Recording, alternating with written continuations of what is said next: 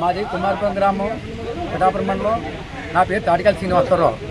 నేను 2014లో నీటి సంఘం ప్రెసిడెంట్గా ఎన్నికైన తర్వాత నా సంఘంలో ఇరిగేషన్ డిపార్ట్మెంట్ వేరు 74,98,420 రూపాయలు నేను వసూలు చేశాను.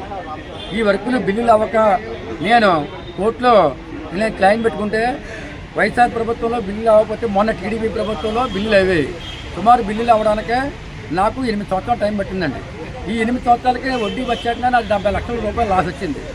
నేను ఈ డిపాజిట్ మీద బిల్లులు చేయమని కలెక్టర్ ఆఫీస్కి ఇప్పటికీ ఒక 6 సంవత్సరాలు బట్టి 30 సార్లు పైగా నేను ఫిర్యాదు చేశాను. అయినా సరే ఈ డిపార్ట్మెంట్ వాళ్ళు ఇరిగేషన్ డిపార్ట్మెంట్ వాళ్ళు పట్టించుకోలేదండి. పిఠాపురం డిపార్ట్మెంట్కి వెళ్తే ఇరిగేషన్ కార్యాలయానికి సామకాడ పంపిస్తామంటే సామకాడ వెళ్ళండి. సామకాడ ఇరిగేషన్ కార్యాలయం ఈ గారి దగ్గరికి వెళ్తే సామకాడ నుంచి పెద్దాపురం పంపాను, పెద్దాపురం వెళ్ళండి అన్నారు. మళ్ళీ పెద్దాపురం ఈ గారి దగ్గరికి వెళ్తే పెద్దాపురం లేదండి మా దగ్గర, మళ్ళీ సామకాడలోనే సామకాడ వెళ్ళమన్నారు.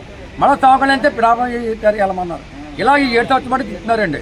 తిప్పుతుంటే మొన్న పిఠాపురం ఏఈ గారు దగ్గరికి వెళ్ళి ప్రసన్న కుమార్ జేఈ గారి దగ్గరికి వెళ్తే ఆయన ఏమన్నారంటే నా దగ్గర ఎటువంటి ఆధారాలు లేవు, ఈ ఎంబుక్ నెంబర్లు కానీ ఈ బిల్లులు కానీ నా దగ్గర ఏ ఆధారాలు లేవన్నారండి.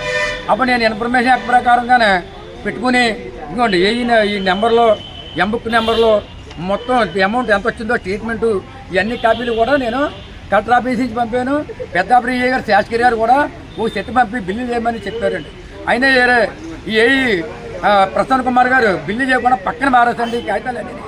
నా అకౌంట్లోన నేను కరెంట్ అకౌంట్ 10,000తో ఓపెన్ చేసుకుంటే ఆ డబ్బులు కూడా ఈయన నా యొక్క చెక్ బారో అయిపోయిన తర్వాత ఆయన ఆఫీసులో ఏకంగా 10,000 కూడా తీసుకుని ఏఈ ప్రసన్న కుమార్ తినేయాలి.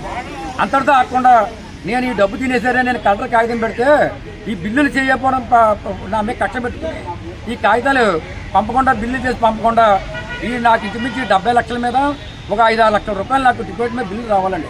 పక్కన మారేసి నేను పంపేసాను, మళ్ళీ అబద్ధం ఆడుతున్నానండి.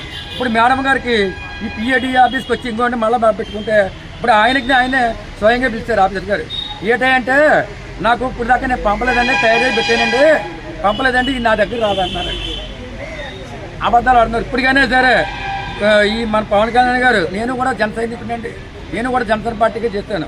ఇప్పుడైనా పవన్ కళ్యాణ్ గారు నా అందరూ దయించి నేను అప్పులు పాలే ఉన్నాయి కాబట్టి ఇప్పుడైనా నాకు ఇటు పేరు బిల్లులు చేసి నాకు రావడం డబ్బులు ఇవ్వాలని మరీ కోరుతున్నాను.